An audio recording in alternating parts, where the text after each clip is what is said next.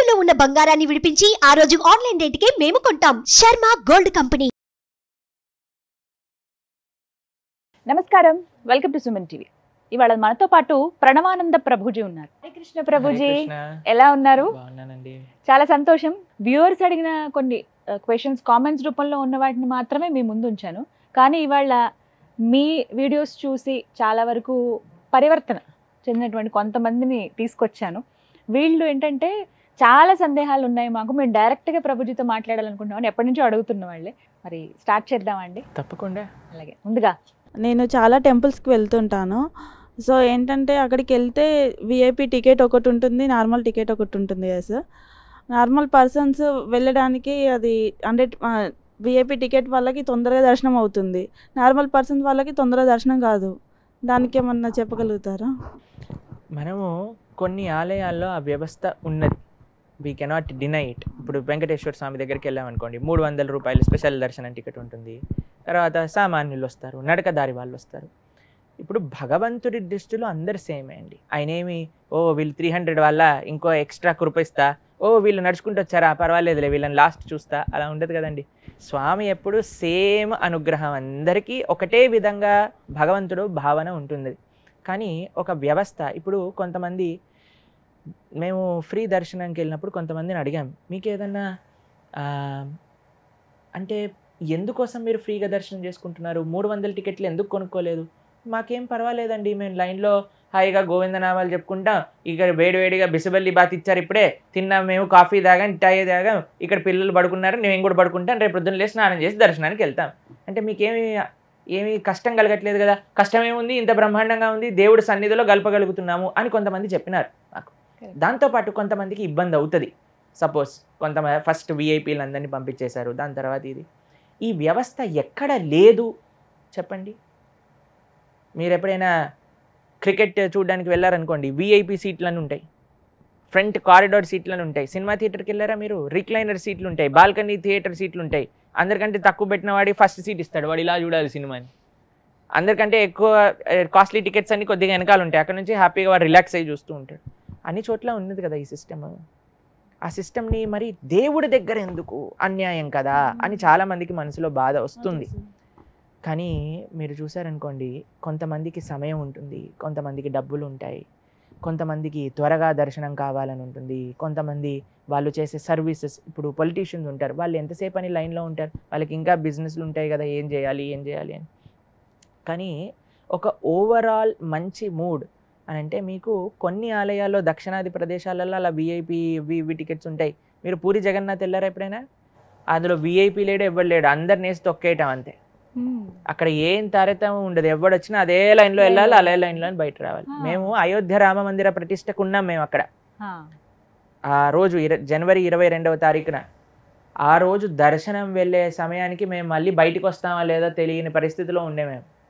అలా అందరూ ఒకటే దారి, విఐపి లేరు, ఎవరు లేరు. వివిఐపి పెద్ద పెద్ద వాళ్ళు 30 సెక్యూరిటీ పెట్టుకున్న వాళ్ళు వచ్చిన వాళ్ళు కూడా, అయ్యా రామ ఈసారి మిమ్మల్ని చూడలేము, ఈ రష్కి నెక్స్ట్ టైం వస్తాము అని చెప్పి వెళ్ళిపోయిన వాళ్ళు తెలుసు. రామాయణ సీరియల్లో ఎవరైతే రాముడి పాత్ర చేశారో ఆయనకి దర్శనం కలగలేదు ఆ రోజు. అంత సామాన్య ప్రజలందరూ కూడా అలా ఆలయంలోకి వెళ్ళిపోయి అలా బయటికి వెళ్ళిపోయి. ఇప్పటికీ కూడా కొన్ని ఆలయాల్లో లేవు, కొన్ని వ్యవస్థలు ఉన్నాయి. అది కరెక్టా రాంగా అని అంటే, కొన్ని విధాలుగా చూస్తే అది రాంగ్, కానీ కొన్ని విధాలుగా చూస్తే అది కరెక్ట్. కొంతమందికి సమయం ఉంటుంది, వాళ్ళు దర్శనం కోసం స్పెండ్ చేస్తారు.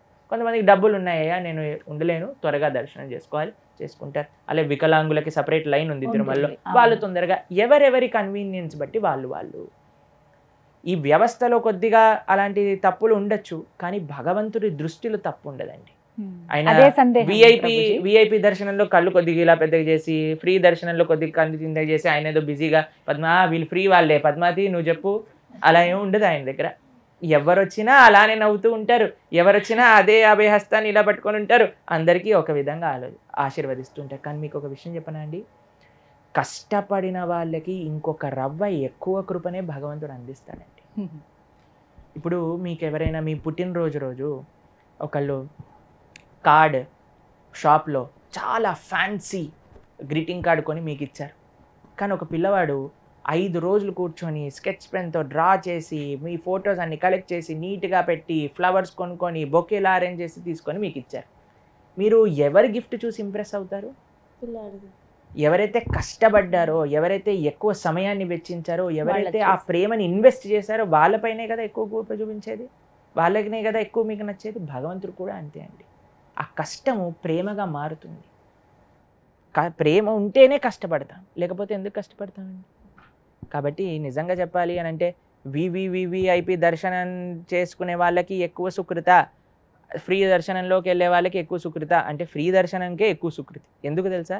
ఎక్కువసేపు వాళ్ళు ఆ దివ్యక్షేత్రంలో ఉండగలుగుతారు, ఎక్కువ ప్రసాదాన్ని స్వీకరించగలుగుతారు, ఎక్కువ గోవింద నామాన్ని వినగలుగుతారు, ఎక్కువసార్లు గోవింద ఇప్పుడు టికెట్లు కే చేసేస్తారు తెలుసు కదా మీకు. తిరుపతిలో ఈ కొద్దిగా రెస్ట్లెస్ అవ్వగానే గోవింద గోవింద గోవింద గట్టిగా అరుస్తారనమాట.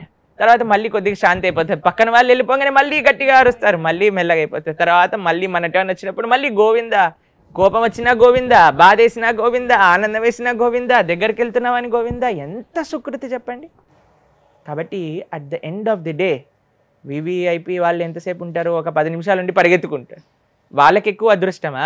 ఫ్రీ లైన్లో ఉండి 15, ఇందాక గీతాంజలి గారు చెప్పారు 17 గంటలు పట్టిందట దర్శనానికి. 17 గంటలు స్వామివారి గుడి పక్కనే ఉండే అదృష్టం ఎవరికి దక్కుతుందండి?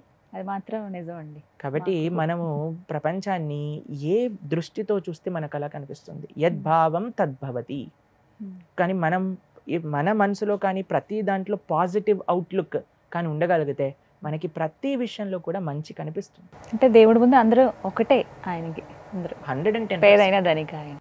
మనకి ఉండుండొచ్చు మనం విఐపికి వెళ్ళాలి, ఇలా వెళ్ళాలి, లేదా ఫ్రీ దర్శనంకి కొంతమంది సర్వదర్శనంకి మేము వెళ్ళామండి, నడకదారిలో వెళ్ళాం తిరుపతి, సర్వదర్శనానికి వెళ్ళాం. కొంతమంది నన్ను అడిగిన ప్రశ్న ఏంటంటే, మీరు ఇలా ఫలానా కదండి సుమన్ టీవీ అని, మీకు విఐపి దర్శనం ఉంటుంది కదా, మీరు సర్వదర్శనంకి ఎందుకు వచ్చారు అని చాలా మంది ప్రశ్న వేశారు నన్ను. నాకు సర్వదర్శనంలో వెళ్తేనే ఆనందం, ఎక్కువసేపు ఉండగలుగుతాను అనేది. చూసారా? కాబట్టి ప్రతి ఒక్క వ్యవస్థకి కూడా దాని మంచి దాని చెడు ఉంటుంది. కానీ మనం మంచిని చూడాలి, చెడుని సంస్కరించే ప్రయత్నము ఆ శక్తి కలిగిన వాళ్ళమైతే సంస్కరించవచ్చు. అణువణువున భక్తి అయితే కనిపించింది నాకు, ప్రతి క్షణం ఆ స్వామి నామం చెప్పి. మనకేమొచ్చింది అన్ని గంటలు ఉండటం వల్ల అని అంటే మంచే జరిగింది ఒక విధంగా. కాబట్టి ప్రతి దాంట్లో మనం మంచిని వెతకటం ప్రారంభం చేయాలి. కాబట్టి వ్యవస్థని మార్చలేము, ఆ వ్యవస్థలో ఎలా మనం మంచిగా భగవంతుణ్ణి సేవించుకోవచ్చు అది మన ఫోకస్ ఉంటుంది. చక్కగా చెప్పారు గురుజీ. హరే కృష్ణ.